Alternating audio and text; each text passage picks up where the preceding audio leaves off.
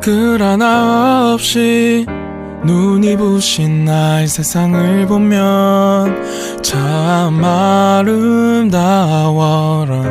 향기로운 꽃 우뚝 솟은 나무 옆에 보이는 빌딩도 너무 예뻐라. 어떻게 이렇게 나 예쁠 수가 있는지 누군가가 없었다면 가능이나 했을지. 하지만 저기 저 끝에서 여기를 지나서 반대편 끝까지 복잡한 일상은 가득해. 엄청난 전쟁, 그게 전쟁이지만 아름다운 걸 보려면 한 발자국만 뒤로 빼. 복잡한 일상, 가득한 일상에만 빠져 있으면 절대로 볼 수가 없어 아름다운 거. 그때 내가 가야 할 곳 stop. 주님은 내 피난처, 주님은 내 피난처. 하루의 시작을 주님과 함께 12월 18일 매일 성경 큐티를 시작하도록 하겠습니다. 오늘 함께 읽을 성경은 역대하 35장 1절에서 19절입니다. 우리의 몸과 마음, 뜻을 다해서 함께 읽도록 하겠습니다. 요시야 왕이 예루살렘에서 여호와께 유월절을 지켰습니다. 첫째 달 14일에 사람들이 유월절 양을 잡았습니다. 요시야는 제사장들을 뽑아 각자 할 일을 맡겼습니다. 그리고 여호와의 성전에서 일하는 그들을 격려해 주었습니다. 레위 사람들은 이스라엘 백성을 가르치며 여호와를 섬기기 위해 자기 몸을 거룩히 구별했습니다. 요시야가 그들에게 말했습니다. 다윗의 아들 솔로몬이 이스라엘의 왕으로 있으면서 지은 성전에 거룩한 궤를 놓아두시오. 이제부터는 그것을 어깨에 메고 이리저리 옮기지 마시오. 이제는 그대들의 하나님 여호와와 그 백성 이스라엘을 섬기시오. 집안별로 여호와를 섬길 준비를 하고 다윗 왕과 그의 아들 솔로몬이 그대들에게 시킨 일을 하시오. 레위 사람들의 무리와 더불어 거룩한 곳에 서시오. 집안별로 준비하여 그들을 도우시오. 유월절 양을 잡으시오. 그대들을 여호와께 거룩히 구별하시오. 그리고 그대들의 형제인 이스라엘 백성을 위해 어린 양들을 준비하시오. 여호와께서 모세를 시켜 우리에게 내리신 명령을 그대로 따르시오.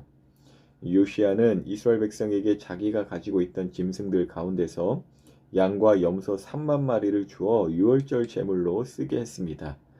요시야는 또 소 3천 마리도 주었습니다. 요시야의 신하들도 백성과 제사장과 레위 사람들에게 자기가 가지고 있는 것들을 기꺼이 내어놓았습니다. 그들은 제사장들에게 어린 양과 염소 2,600마리와 소 300마리를 유월절 제물로 주었습니다. 고나냐와 그의 동생들인 스마야와 느다넬과 하사랴와 여이엘과 요사밧도 레위 사람들에게 양 5,000마리와 소 500마리를 주어 유월절 제물로 삼게 했습니다. 그들은 레위 사람의 지도자들이었습니다. 유월절을 지킬 준비가 다 되자 제사장과 레위 사람들은 왕이 명령한 대로 각자 맡은 곳으로 갔습니다. 유월절 양을 잡은 뒤에 레위 사람들은 짐승의 가죽을 벗기고 그 피는 제사장들에게 주었습니다. 제사장들은 그 피를 제단 위에 뿌렸습니다. 그런 뒤에 그들은 번제물로 바칠 짐승들을 집안별로 주어 모세의 율법이 가르친 대로 여호와께 바칠 수 있게 했습니다. 소를 가지고도 그와 같이 하였습니다. 레위 사람들은 명령을 받은 대로 유월절 제물을 불에 구웠습니다. 그리고 거룩한 제물을 솥과 가마와 냄비에 삶아서 그 고기를 재빨리 백성에게 나누어 주었습니다. 모든 일을 마친 뒤에 레위 사람들은 자기들과 아론의 자손인 제사장들을 위해 고기를 준비했습니다. 제사장들은 번제를 드리고 제물에 기름을 태우면서 밤까지 일했습니다. 레위 사람 가운데 노래하는 사람은 아삽 집안의 사람이었습니다. 그들은 다윗 왕과 아삽과 헤만과 선견자 여두둔이 정해준 곳에 섰습니다. 강문을 지키는 문지기들은 자기 자리를 떠날 필요가 없었습니다. 그것은 다른 레위 사람들이 유월절을 지킬 준비를 다 해놓고 있었기 때문입니다. 그리하여 그날 여호와께 예배드릴 준비가 다 되었습니다. 모든 일이 요시야 왕이 명령한 대로 되었습니다. 사람들이 유월절을 지키고 여호와의 제단에 태워드리는 제물인 번제물을 드렸습니다. 그곳에 있던 이스라엘 백성은 유월절을 지키고 연이어 무교절을 7일 동안 지켰습니다. 예언자 사무엘이 살아있던 때로부터 그때까지 그렇게 유월절을 지킨 적은 한 번도 없었습니다. 이스라엘의 그 어떤 왕도 요시야가 제사장과 레위 사람과 온 유다와 이스라엘 무리와 예루살렘에 사는 사람들과 함께 지킨 유월절처럼 유월절 행사를 한 적은 한 번도 없었습니다.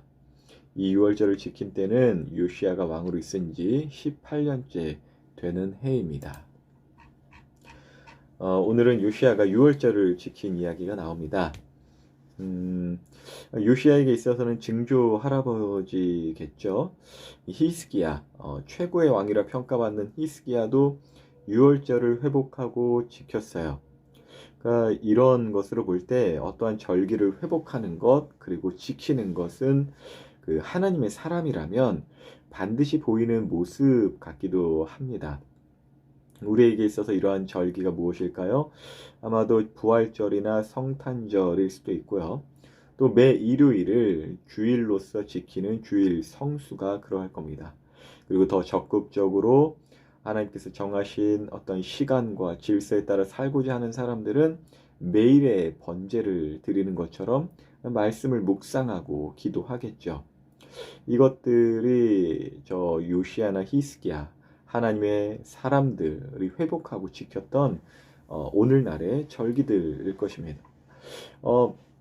사실 그 매일 말씀을 묵상하고 그 매 주일을 성수하고 또 매 절기를 지키는 것 어떤 면에서는 뭐 칭찬받을 것까지는 아니잖아요. 어떤 면에서는 그러니까 기본 중에 기본인데 이 기본마저 없는 때였는지라 요시야가 유월절을 지키는 저 모습을 보고 하나님께서 이제 역대기 기자를 통해서 이제 감동의 표현을 하시는 것 같기도 하고 제가 왜 이 말을 하냐?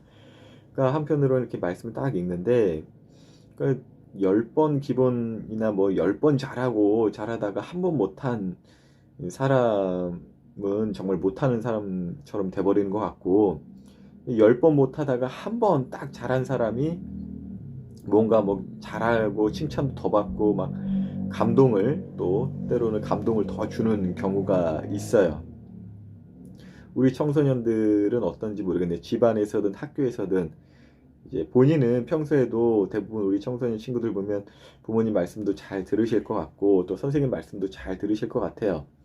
근데 잘 이렇게 하시다가도 어느 날은 컨디션이 안 좋을 때도 있잖아요. 그래서 이제 좋지 않은 모습을 한번 보였는데 그 딱 한 번 때문에 그냥 혼나기도 혼나고 또 그 혼나니까 좀 서럽기도 하고 서운한 마음도 이렇게 들어요. 그런 마음이 들 때가 있다는 거예요. 근데 딱 보니까 이제 평소에는 잘 하지도 못하던 게 한 번 딱 잘하고 나서 막 부모님한테 칭찬받고 막 선생님한테 막 주목받고 이러면 좀 화도 나기도 해요. 저는 좀 그런 면이 없지 않아 있어요. 뭐 매번 이렇게 성실하게 잘해봤자 아무 소용 없는 것 같고, 어쩌다 잘한 애는 저렇게 칭찬받는 것 같고, 그래서 이제, 아유, 중간만 하자. 막 이런 생각이 들 때도 있고, 또 어느 때는, 에이, 뭐, 쟤는 쟤고 나는 나고, 이렇게 묵묵히, 이제 제 몫을 이제 막 하려고 하기도 하고. 그런데 또 계속 그런 것들을 이제 또 보고, 그런 경험이 쌓이다 보면은 좀 힘이 좀 빠지기도 해요. 서럽기도 하고, 서운하기도 하고. 이러한 성향, 이러한 마음 상태여서 그런가요? 제가 주목이 되었던 구절이 오늘 18절이에요. 한번 읽어드릴게요. 예언자 사무엘이 살아있던 때로부터 그때까지 그렇게 유월절을 지킨 적은 한 번도 없었습니다. 딱 이렇게 18절이 시작이 되거든요. 근데 저는 이 부분을 딱 읽으면서 처음에는 이런 생각이 들었어요. 히스기야도 사실은 유월절 지켰잖아. 그리고 히스기야한테도 이렇게 유월절을 지킨 사람은 히스기야밖에 없었다 이랬는데 요시야에게도 비슷한 칭찬이 있네. 이런 생각이 갑자기 딱 떠오르더라고요. 그래서 제가 바로 이제 앞에 있는 성경을 찾아봤죠. 그게 이제 30장 26절이에요. 이렇게 써 있어요. 이스라엘 왕 다윗의 아들 솔로몬의 시대부터 그때까지 이런 일은 이렇게 히스기야처럼 유월절을 지킨 사람은 한 명도 없었습니다. 이런 식으로 이제 기록이 되어 있어요. 그러니까 이렇게 이제 역대기 성경을 통해서 하나님은 칭찬을 하신 거죠. 딱 이걸 보는데 저 스스로에게도 그렇고 일단은 저는 이제 우리 청소년 친구들에게 있어서는 칭찬을 베풀어줘야 하는 위치에 있잖아요. 그래서 저도 우리 청소년 친구들, 특별히 매번 늘 잘하는 친구들 분명히 있어요. 그런 친구들한테는 정말 내가 서운해했던 그런 감정이 들지 않게끔 정말 칭찬을 자주 해줘야 되는데 또 같은 칭찬이라도 좀 계속 하다 보면은 밍숭맹숭하고 감동도 없어지잖아요. 근데 오늘 딱 말씀을 묵상하는데 이렇게 하나님처럼 칭찬을 해야겠구나라는 생각이 들더라고요. 그게 무슨 말이냐? 히스기야한테는 하나님께서 이렇게 칭찬하셨어요.